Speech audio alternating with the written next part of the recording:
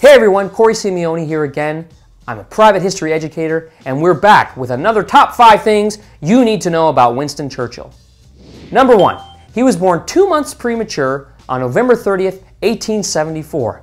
Now, nowadays that's not a big deal, but back then, over 100 years ago, being born premature was very dangerous. So the fact that he survived must mean he was a pretty strong little kid.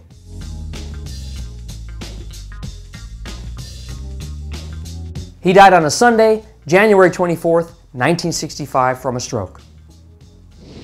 Number 2, Churchill made a name for himself fighting in the British Army in many of their wars, including the Anglo-Afghan War, the Second Boer War, and World War I. Churchill was a renowned horseman, and fighting in these wars shaped his future political views. Number 3, Churchill served as Prime Minister twice, first from 1940 through 1945 during World War II, and from 1951 to 1955. He was instrumental in the fight against Germany during World War II and the other Axis countries. Number 4, Churchill was an accomplished politician. He served as a member of Parliament for many different districts throughout his political career, including Oldham, Manchester Northwest, Dundee, Epping, and Woodford. Number 5, Churchill made popular the term Iron Curtain in a speech to Westminster College in Fulton, Missouri on March 5, 1946. This refers to the Cold War, the beginning of that war between the Soviet Union and America.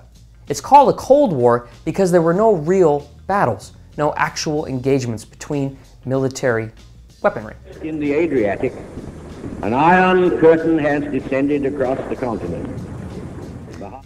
Interestingly enough, this term Iron Curtain was first used by Joseph Goebbels, the Nazi propaganda minister, to refer to what would happen to Germany if Germany lost the war. Is it possible they do not realize that we shall never cease to persevere against them until they have been taught a lesson which they and the world will never forget?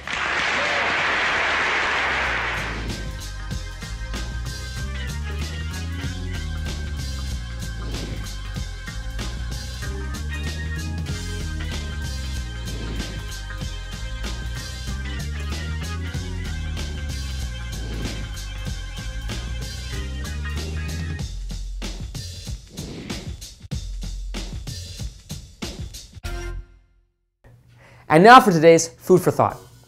Winston Churchill, as a child, suffered from a stutter.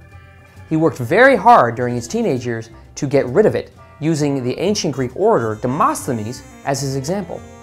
How far do you think he would have gotten as a politician if he had kept his stutter as an adult? Food for thought. I'm Korey Simeone. Thanks for watching. If you'd like to learn more, please click on the links.